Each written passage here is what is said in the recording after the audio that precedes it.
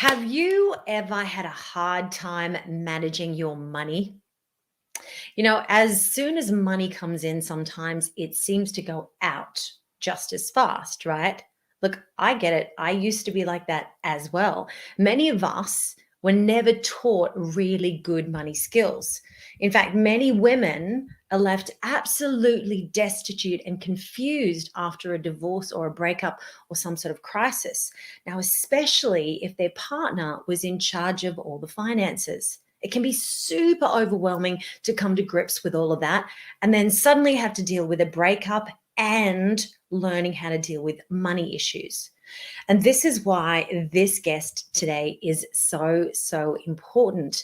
I have a money transformational coach with us today. She helps women rebuild their finances up from scratch to live their best life without judgment, fear, or shame, so that they can create a legacy and an impact that they're proud of. And she does that through her Pivot Your Money program. Please welcome to the show today, Taga Lose. Hello and welcome. We're on. We're on live. It's so good to have you here. We've been wanting to do this for a very long time. Goodness me, yes. And I've just realized twins with all the blue. Yes, I love my blue accents. That's awesome. So yeah, tell us a little bit about how you started on this whole journey of being a money coach, because this is what people are usually interested in. It's like, why did you start this? That's actually a really good question, because a lot of people that are in this space actually probably haven't gone through a lot of money mess, whereas my journey actually started with money mess. I was working as in a lending position with a major bank. I actually learnt how to write loans for clients, and that was back in the 90s. Whew, it's taking us back. It was a little while ago, and so that's where I sort of learnt a lot about my money skills through the major banks then. And shortly after that, I actually moved into mortgage brokering. So I decided too many hours working, too long a days. I have a family. My children were teenagers by then.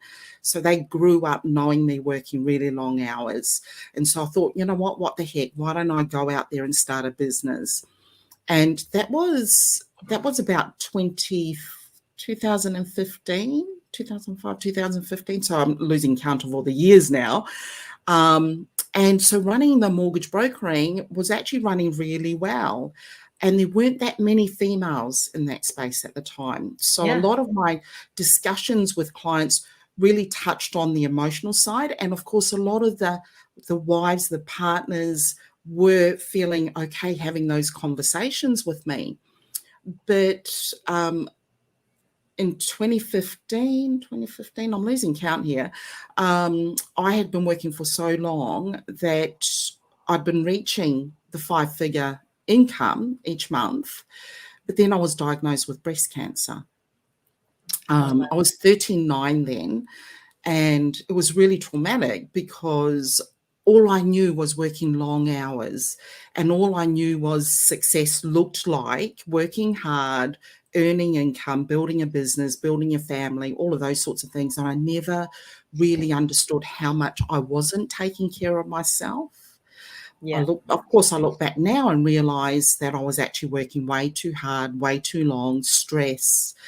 And at that point, we'd had a lot of unsecured debt. So we had our home, we had a lot of unsecured debt, but the intention then was to build the business and then pay everything off. Right. But we don't really take into consideration that we don't have control of everything all the time. And so when this breast cancer hit, it was an aggressive form. It was traumatic. I mean, my kids my son was 17 and my daughter was 15 at the time. So they were just on the tail end of their high school as well. So literally had to stop work, went through the chemo. The hair's all growing back. with a vengeance. Went through the chemo, went through radiation therapy as well. My husband was working casual at the time, so all of that income stopped while we were going through the treatment together. It's not an individual thing. Yes, it's going through my veins, but it's impacting our family. Yeah. And what I found was I had a lot of shame. I mean, I'd been working in the bank. How could this have happened? Oh, Because right. we didn't have the income to cover anything. The phone calls from creditors, um, the tax offers, everything, because I was starting to hit those levels of income. And so through the recovery, thank goodness I've been cleared now for 15 years since then. But what I learned was very much around the skills that I learned were mainly around money literacy, how to balance a budget sheet, but it didn't teach us around the emotional intelligence side of things, the reasons why we're actually spending money the way we do, trying to keep up with the Joneses, trying to get everything for our children that we define as material. So a lot of Yeah. that stuff isn't taught out there. And I learned Oh, that. absolutely. Absolutely, that's so true. That's why Robert Kiyosaki is doing such a great job getting out there and teaching this financial literacy and all this sort of training. It's fantastic for kids. I think this is a problem. But look, we don't realize that anything can happen at any time. And Yes. I've got lots of friends in my circle who are suddenly hit with breast cancer out of the blue. It's not something you plan and it's not something you expect. It's such a massive shock to the system. And I can imagine you would go through a lot of grief and loss feelings around at that time. So not only do you have to deal with all the emotional outfall of that or fallout of that, but you also then have to deal with the financial fallout of what happens when your income literally stops Yeah. Yeah. and you can't possibly work in that situation. So what did you learn and how did that move you forward into the direction you're in now? Good question. So as I came out, and many women are so driven for answers, and I was very much the same. As soon as, like, with the breast cancer, was right, I can get through this. We, keep everyone together. You take that leadership role. So too, when I came out of the treatment, I was straight into, right, how do I get back to earning money?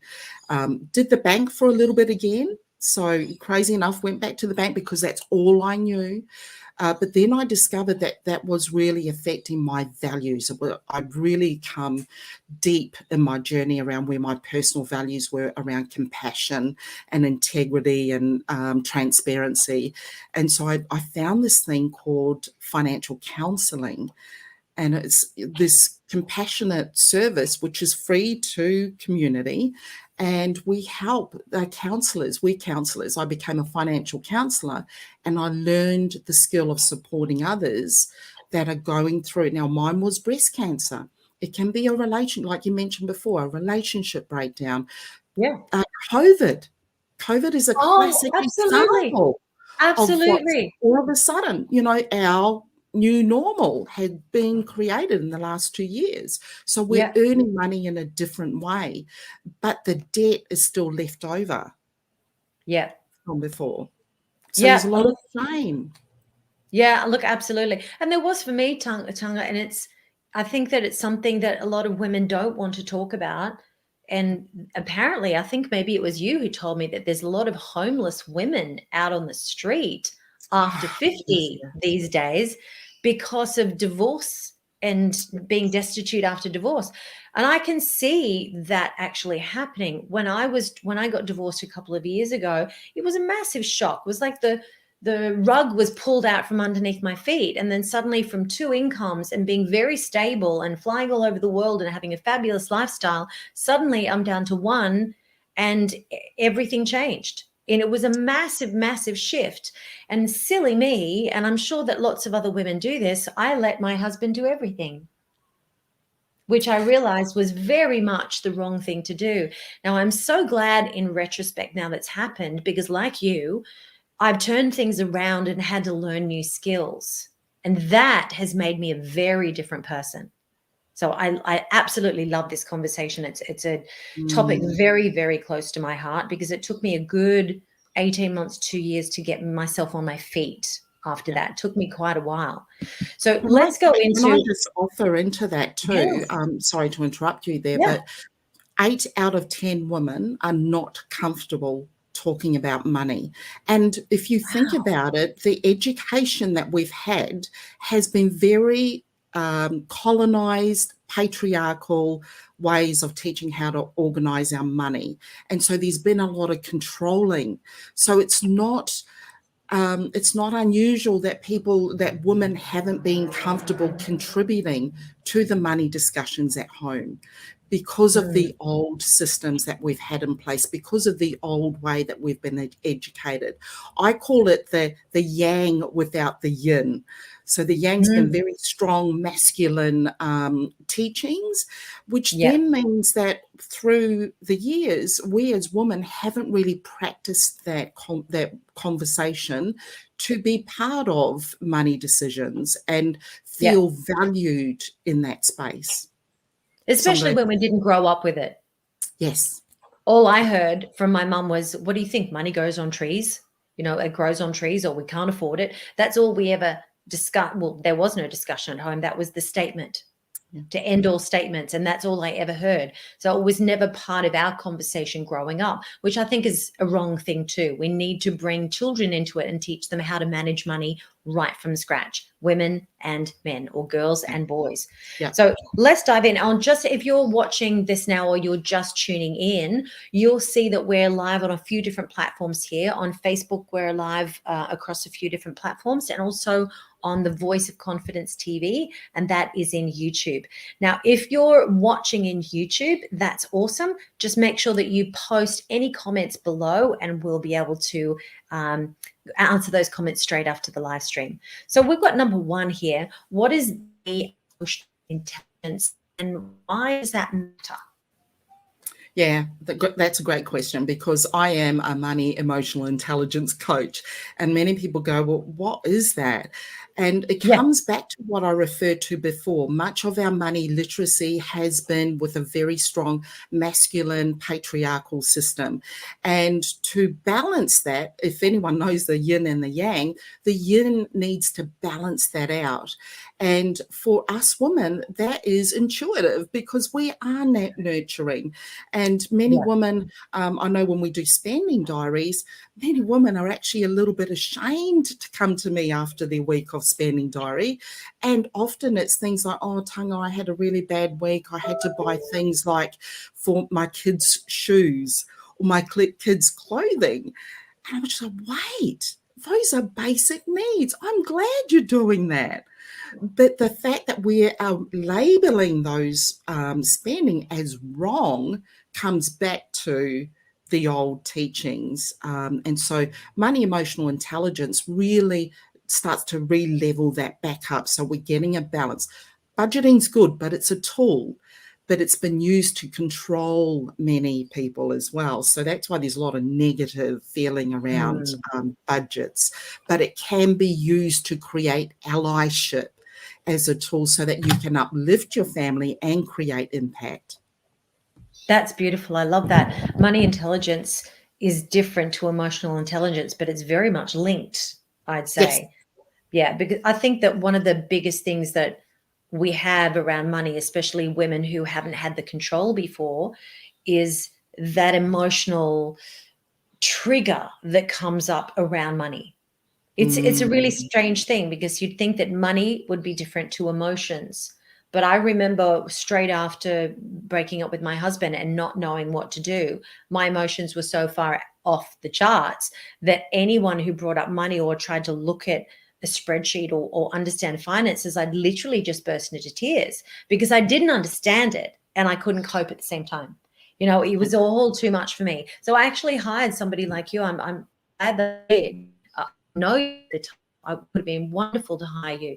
But that really helped me just give somebody a helping hand. It mm. was like reaching through the computer and getting a helping hand and saying, it's okay, we've got this, let's do it together. And Yes. that Yeah. was such a gift. It was such a massive gift for me.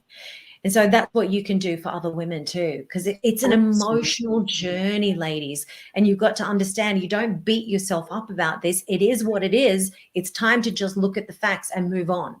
So Yes. Tongue is here to help you do that. So tell me how, in my situation or someone like your situation, how do you go and help people move forward? Sorry about my puppy. Yeah, I've got a phone going in the background too. So I have a framework, and it's based on my program, the Pivot Your Money program, the PYMP program. And the idea is a framework of awakening, activation, and then amplification. And that the whole idea, we spend a lot of time in the awakening phase, because much of what you just explained before with your parents, there is generational impact, and that has been really left in the back of our primitive mind, that has Absolutely. impacted the way we turn up today.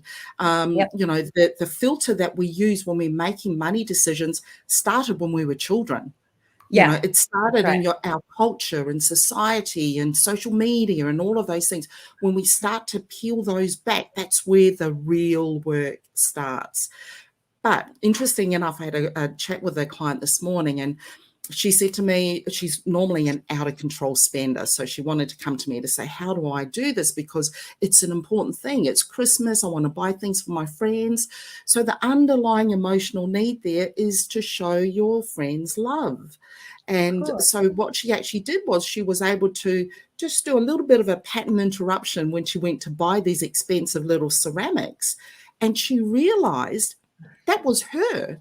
She would normally like the ceramics, but her friend is actually likes to do craft. So when we get to interrupt that and really serve that emotion that we have, she felt so much better to say, I know when my friend opens this up, this is going to help her with her craft. And that's more important to her than it would have been to receive something that I would have liked to receive. Yeah. Isn't it powerful? Exactly. Oh, look, that's beautiful. I love the word pattern interrupt. That was really interesting. Now, we've got about 5 minutes left on the clock before we have to close down. So make sure before we finish, we've got one more question, and then tell people how they can contact you. So we've got the last question, and I think this is a very important one because some people won't know this. How do you know if you're handling money effectively? How do you know that? Yeah.